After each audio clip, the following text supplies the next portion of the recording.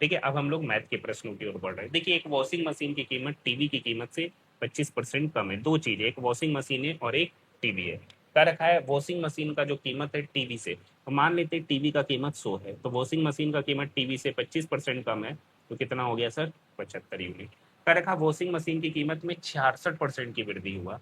Washing machine का कीमत में कितना परसेंट की वृद्धि हुआ, 66। तो पहले था कितना सर, तो पहले यहाँ पर 7 वॉशिंग मशीन और 5 टीवी का कीमत निकाल लेते हैं। अगर एक वॉशिंग मशीन का कीमत 75, तो 5 वॉशिंग मशीन का सॉरी 7 वॉशिंग मशीन का कीमत कितना होगा सीपी, तो 75 गुना 7, तो 75 गुना 7 करेंगे तो 525 5 वॉशिंग मशीन का प्राइस पड़ेगा। 5 टीवी का, एक टीवी का 100, तो 5 टीवी का हो गया 500।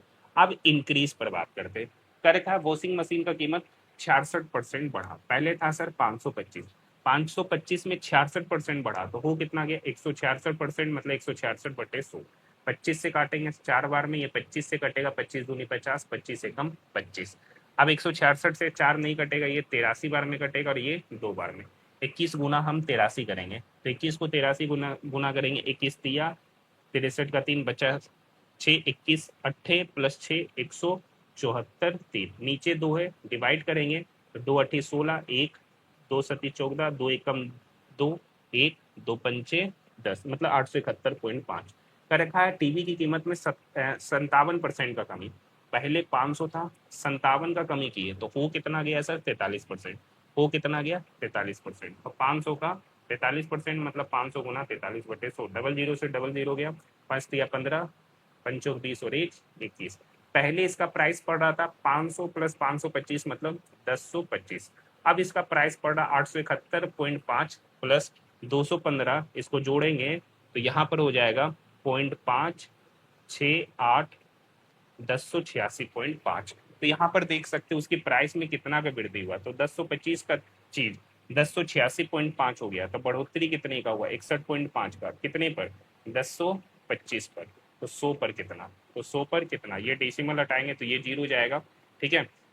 तो ऊपर हो गया 6150/1025, ये 6150 को काटेगा 1025 6 बार में, ऑप्शन नंबर सी, 6% की वृद्धि, option number C. Next question, एक त्रिभुज की भुजाएं दे रखा है, तो इसका क्षेत्रफल कितना होगा।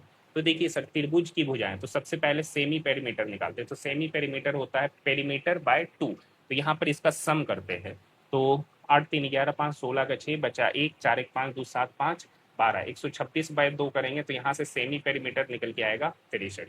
अब आपको हिरोन्स फॉर्मूला पता होगा, तो वो कहता है S into S minus A into S minus B into S minus C. तो चलिए वैल्यू पुट करते हैं। एस यहाँ पे 63 है, इंटू 63 में 45 घटाएंगे तो 18, 63 में 28 घटाएंगे 35, और 63 में 53 घटाएंगे तो 10। अब 63 का मतलब विचार करना है, आप देखिएगा 63 मतलब होता है 7 गुना 9, 18 का मतलब होता है 9 गुना 2, 35 का मतलब होता है 7 गुना 5, और 10 का मतलब होता है 5 गुना 2। दो दो का पेयर बना के सिंगल वन लिखेंगे, तो 2 5 है तो 1 5 स्क्वायर रूट लेना, 2 9 है तो उसके बदले 1 9, ठीक है। यहाँ पे 2 7 है तो उसके बदले 1 7, और 2 2 है तो उसके बदले 1 2। 5 गुना 2 10, 9 सती 63, 63 गुना 10 मतलब 630 सीएम स्क्वायर इसका एरिया होगा, option number D. Next question, उस बाइक की औसत चाल कितनी होगी जो आधी दूरी 42 की स्पीड से और शेष आधी दूरी 84 की स्पीड से तय करता है। तो आपको पता है कि एवरेज लेना है, तो 2xy/x+y is equal to 2x है यहाँ पर 42, y है यहाँ पर 84। 42 + 84 8 4 12 मतलब 126। ये 42 इस 126 को काटेगा 3 बार में, ये 3 इसको काटेगा 27 बार में, सॉरी 3 से 84 कटेगा 28 बार में, हाँ या ना। तो 28 गुना 2 कितना हो गया, 56 km बराबर, ऑप्शन नंबर डी। कह रखा है सर इसका समांतर माध्य, तो समांतर माध्य क्या होता है, टोटल सम बटे टोटल डाटा। तो यहाँ पे टोटल सम निकालते पहले, 9 1 10 2 12 3 15 4 19 8 27 3 30 3 33 8 41 का 1 बचा 4 4 2 6 8 6 14 8 22 23 23 8 31 7 38 38 38 3 41 9 50 3 53 531 डिवाइडेड बाई टोटल डाटा कितना है, तो यहाँ पर 9 है, तो 531 को 9 से डिवाइड करेंगे, 9 पंचे 45, ठीक है 8 9 नमा 81, तो कितना निकल के आया 59, एक ही ऑप्शन है, option number C. Next question है, एक उत्पाद 980 रुपया में बेचा गया जिसके परिणाम स्वरूप 150 रुपये की हानि हुई, इसके बदले 270 रुपये का लाभ अर्जित करना है, तो इसका संशोधित विक्रय मूल्य। देखिए कह रखा है इसको 150 रुपये का हानि हुआ, लॉस 150 है, और यहाँ पर एसपी कितना है 980। तो सीपी क्या होता है, तो आपको पता है लॉस होता है सीपी माइनस एसपी, तो यहाँ से सीपी क्या होगा, तो सीपी होगा लॉस प्लस एसपी, तो 150 प्लस 980, 0 8 5 13 9 10 और 1 11, सीपी हो गया 1120। अब क्या रखा है, इस पे प्रॉफिट कमाना है 270 रुपये का। अगर 270 रुपये का प्रॉफिट कमाना है तो नेट एसपी क्या हो जाएगा, अब नया एसपी जो हो जाएगा 1130 प्लस 270 जो कि हो जाएगा 1400 रुपया नया एसपी। बिल्कुल आसान question, option number A. Next question का रखा है निम्नलिखित में से कौन सी संख्या 6 से विभाज्य। तो देखिए वही संख्या 6 से विभाज्य होगा जो संख्या 2 और 3 दोनों से विभाज्य। 2 से डिविजिबिलिटी का नियम कहता है कि वो इवन होना चाहिए, ठीक है, तो ये दोनों तो ऑप्शन ऐसे ही कट गया, तो बचा ये दोनों, तो ये दोनों नंबर 2 से विभाज्य, ठीक है। अब 3 देखते हैं, 3 से डिविजिबिलिटी का नियम करता है डिजिटल सम, तो 9 हटा दीजिए, ठीक है, 5 3 8 और 1 9, युवा हटा दीजिए, 7 2 9, 9 हो गया, क्या 9 डिजिटल सम 9 आ रहा है, क्या 9 3 से विभाज्य, हाँ है, तो ये नंबर 3 से विभाज्य होगा। 2 से ऑलरेडी विभाज्य है, 3 से भी विभाज्य है, तो ये नंबर 6 से भी विभाज्य होगा, हाँ या ना। Next question, sine square 45 plus cos square 45, कुछ नहीं, वैल्यू याद हो या ना हो, एक फॉर्मूला पता है, sine square theta plus cos square theta, तो आपको पता है sine square theta plus cos square theta 1, option number D. Theta की जगह पर यहाँ पर 45 है, वो कोई बात नहीं है। 3 भाइयों की आयु का योगफल इतना, सबसे बड़ा भाई मंझला और, ठीक है, देखिए 3 तरह का, बिग ब्रदर, मिडिल ब्रदर और स्मॉल ब्रदर। करे का सबसे बड़ा भाई मंझले भाई से 4 वर्ष बड़ा है, मतलब जो सबसे बड़ा भाई है वो मंझले से, मंझले का मान लेते हैं एक्स, तो बड़ा हो गया एक्स प्लस 4। करे का मंझला भाई सबसे छोटे भाई से 6 वर्ष बड़ा है, तो अगर मंझला एक्स है तो सबसे छोटा क्या होगा एक्स माइनस 6, तभी तो मंझला सबसे छोटे से 6 वर्ष बड़ा है, तो सबसे बड़े भाई की आयु। अब क्या रखा है, इस तीनों भाई का योगफल ही कितना है 52, तो जोड़ेंगे तो x plus x plus x 3x 4 minus 6 minus 2 equal की उधर जाएगा तो प्लस 2, तो 52 प्लस 2 कितना हो गया 54, 3x बराबर 54, तो x बराबर हो जाएगा 18 तिया 54। सवाल है सबसे बड़े भाई की आयु क्या है, x प्लस 4 यानी 18 प्लस 4, तो 18 प्लस 4 22 वर्ष, option number D. Next question देखिए, नेक्स्ट क्वेश्चन बिल्कुल आसान है, सक्सेसिव लगाना है।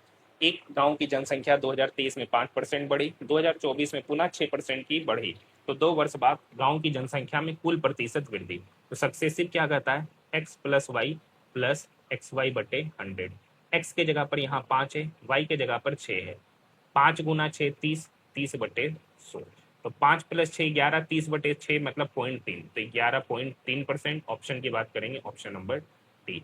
नेक्स्ट क्वेश्चन क्वेश्चन नंबर 35, आसान क्वेश्चन बहुत बार करा चुके, अभी एनटीपीसी ग्रेजुएट लेवल में हर एक सेट में ये क्वेश्चन पूछा गया। एक सम षटकोणीय मतलब एक रेगुलर हेक्सागोन टाइल की एक भुजा की लंबाई 6 सेंटीमीटर है, ठीक है, तो सबसे पहले एक रेगुलर हेक्सागोन हम बना देते हैं। अच्छा, रेगुलर हेक्सागोन है तो इसका प्रत्येक भुजा मतलब सभी भुजा क्या होगा आपस में बराबर, यानी 6 6 6 होगा। अब इसमें कहानी का रखा है कि टाइल को केंद्र के प्रत्येक शीर्ष तक रेखाएं खींचकर, अब आपको पता है कि अगर शीर्ष से उसके प्रत्येक पॉइंट पर एक रेखा खींचते तो ये 6 इक्विलैटरल ट्रायंगल बनता है, यहाँ पर 6 समान इक्विलैटरल ट्रायंगल बनता है। अब क्या रखा है, 3 एकांतर त्रिभुजों को मतलब 3 एकांतर त्रिभुजों को क्या किया, नीले रंग से रंग दिया गया, तो रंगे गए कुल क्षेत्रफल। तो देखिए यहाँ पर 3 को समबाहु त्रिभुज बन रहा है, अगर ये 6 है तो ये भी 6 होगा, ये भी 6 होगा, ये भी 6 होगा, ये भी 6 होगा, तो यहाँ पर 6 को इक्विलैटरल ट्रायंगल बन रहा है, कि वो इक्विलैटरल ट्रायंगल बन रहा है 6 को, लेकिन आपको एरिया 3 इक्विलैटरल ट्रायंगल का एरिया निकालना है। कितने इक्विलैटरल ट्रायंगल का एरिया निकालना है, 3, तो 3 इक्विलैटरल ट्रायंगल, एक इक्विलैटरल ट्रायंगल का एरिया होता है √3/4 इंटू भुजा स्क्वायर, तो 3 इक्विलैटरल ट्रायंगल का एरिया होगा 3 गुना √3/4 इंटू भुजा स्क्वायर। अगर बोलता नहीं सर पूरे रेगुलर हेक्सागोन का एरिया निकाल लिए, तब उसका फॉर्मूला होता है, एक ट्रायंगल का एरिया होता है √3/4 इंटू भुजा स्क्वायर, तो 6 का होगा 6 गुना करेंगे, लेकिन सवाल तो ये नहीं है, यहाँ पर ए का वैल्यू 6 है, तो 3√3/4, ए का वैल्यू 6 रखेंगे तो 6 का स्क्वायर 36, ये 4 इस 6 को काटेगा 9 बार में, 9 गुना 3 27। अब देखिए √3 का मान लेना है, तो √3 का मान होता है 1.732, तो 1.732 को 27 से गुना कीजिएगा तो 46.77 निकल के आ जाएगा, option number D. Next question क्या है, क्वेश्चन नंबर 36 क्या कर रखा है, 5u + b = 625, 5 u plus b बराबर 625। 625 का मतलब होता है 5 पे पावर 4। अगर बेस सेम है तो पावर इक्वल हो जाएगा, तो यहाँ से u प्लस b बराबर पता चल गया 4। अब देखिए 625 पे पावर u माइनस b, मतलब 625 का मतलब होता है 5 पे पावर 4 और उसके साथ में u माइनस b गुना है, तो ये बराबर 5। 5 मतलब 5 पे पावर 1, बेस सेम होता है तो पावर इक्वल, तो 4 इंटू यू माइनस बी बराबर 1, तो यहाँ से u माइनस बी पता चलेगा 1/4। पूछ रहा है u, तो u का मान निकालने के लिए जोड़ेंगे, यहाँ भी जोड़ेंगे तो ये और ये कटेगा, u plus you 2u, 4 plus 1/4, तो 4 प्लस 1/4 4 चौक 16 और 1 17/4, 2u बराबर 17/4, तो u बराबर होगा 17/8। ऑप्शन की बात करेंगे, option number D. Next question, next question है तीन संख्याओं का योग 23-16 है, यदि पहली और दूसरी संख्याओं के बीच अनुपात 16:10 है, दूसरी और तीसरी संख्या के बीच अनुपात 6:18 है, तो पहली और तीसरी संख्याओं के बीच अंतर। देखिए पहली और दूसरी संख्या के बीच अनुपात है 16:10, और तो पहले 16:10 है तो इसको काट लेते हैं, तो 2 8 16, 2 पंचे 10।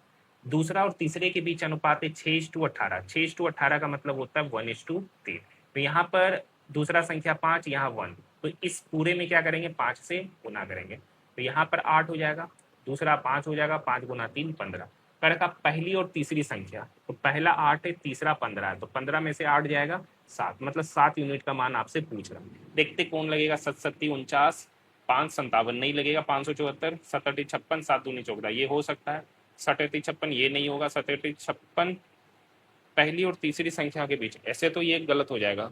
ठीक है, प्रोसेस से चलते, 15 5 20, 20 8 28, 28 यूनिट का वैल्यू कितना हो जाएगा 2316।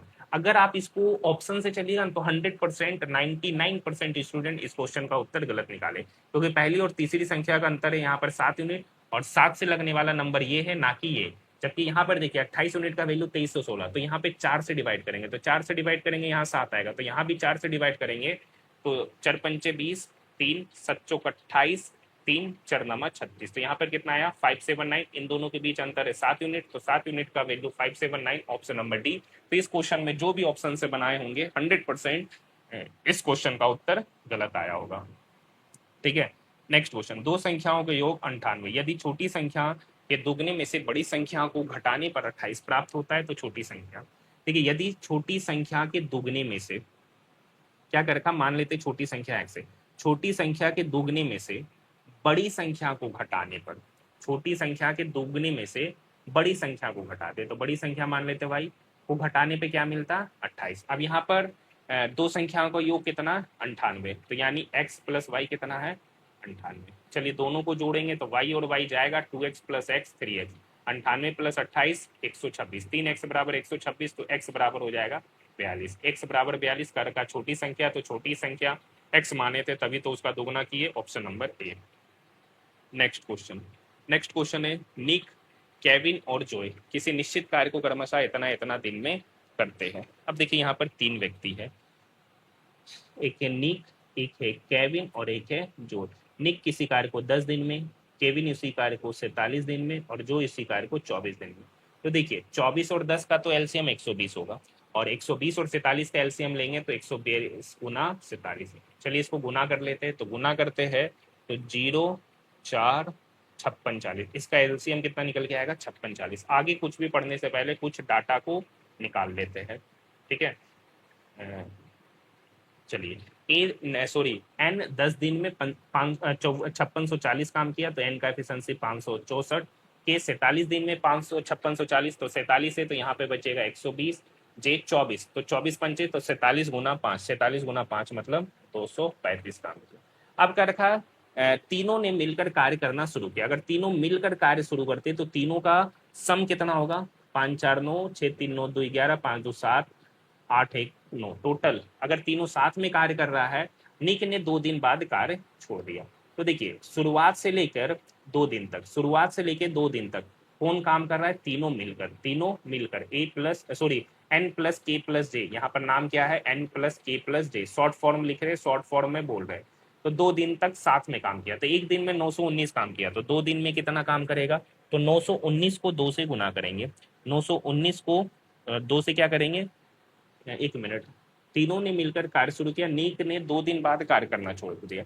मतलब 919 को 2 से गुना करेंगे तो 9 दूनी 18, 19 दूनी 38, कितना हो गया 1838 काम 2 दिन में मिलकर किया।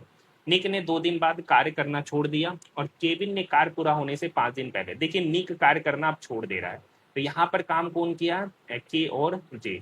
एक बात और कह रहा है, केविन ने कार्य पूरा होने से 5 दिन पहले कार्य छोड़ दिया, तो लास्ट का जो 5 दिन काम कर रहा है वो कौन कर रहा है, जे। जे एक दिन में 235 काम करता है, एक दिन में 235 काम करता है, तो 5 दिन में कितना काम किया होगा, 235 गुना 5, गुना करेंगे तो यहाँ पर इसका वैल्यू निकल के आ जाएगा 1175। 1175 ये किया, 1838 ये किया, तो इस दोनों का सम कितना होगा, तो 1838 प्लस 1175 का सम करेंगे तो यहाँ पर इसका वैल्यू निकल के आएगा 3013। अब देखिएगा टोटल काम था 5640, 5640 में से 3013 काम हो गया, तो बचा कितना काम, तो यहाँ पर बचा है सर 2627 काम। अब इस 2627 काम को कौन करा, के प्लस जे। के प्लस जे मतलब 235 प्लस 120, 235 प्लस 120, इस दोनों का एफिशिएंसी का सम करेंगे तो यहाँ पर इसका एफिशिएंसी का सम निकल के आएगा 355।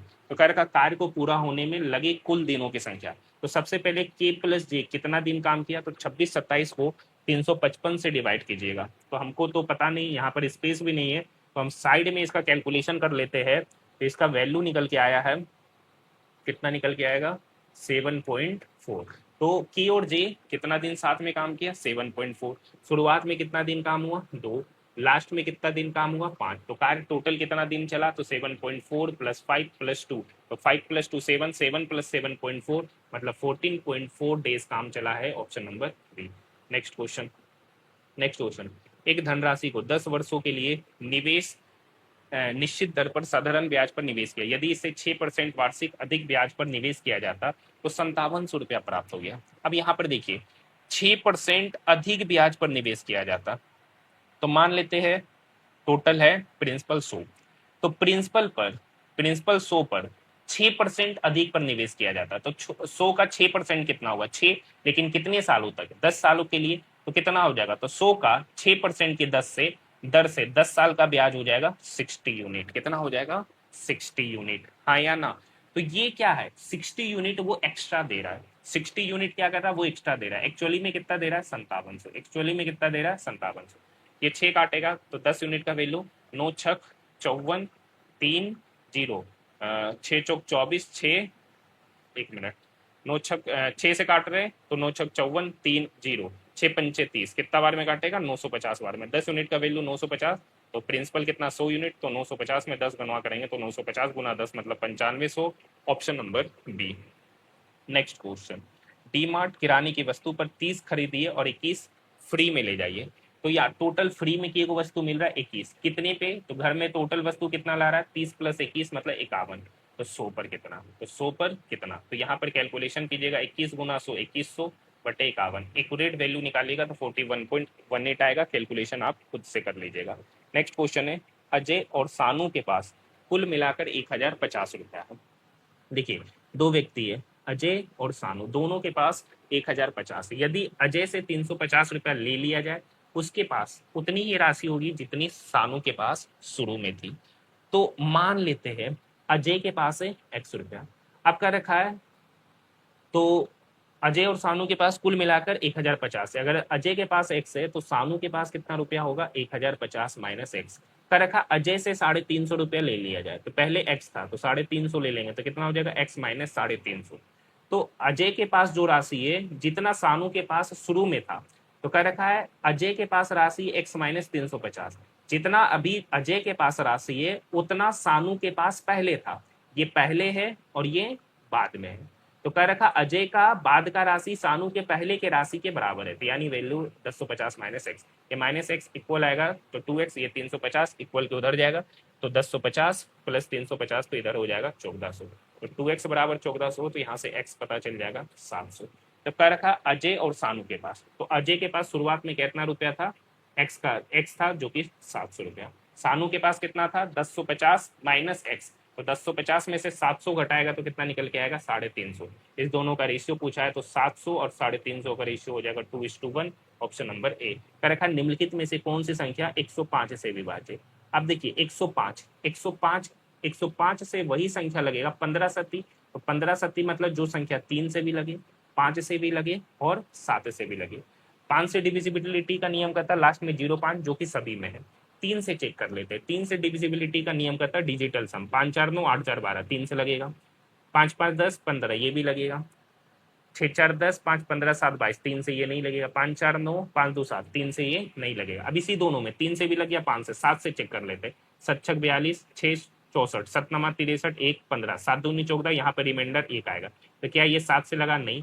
3 और 5 से तो लग रहा, 7 से नहीं लग रहा। जब 7 से ही नहीं लगेगा तो 105 से लगेगा नहीं, तब एक ही ऑप्शन सही होता हुआ नजर आएगा, option number B. Next question, next question क्या कर रखा है, ईसा अपनी माँ के लिए सोने की अंगूठी खरीदती है। सोने की अंगूठी का कीमत है 50 रुपये, सॉरी 50,000 रुपये सोने की अंगूठी का कीमत है, और वो उस पर क्रमशः पहला 30% का और 8% का क्रमिक छूट लेती है, जिसकी वजह से वो 14,000 का भुगतान की।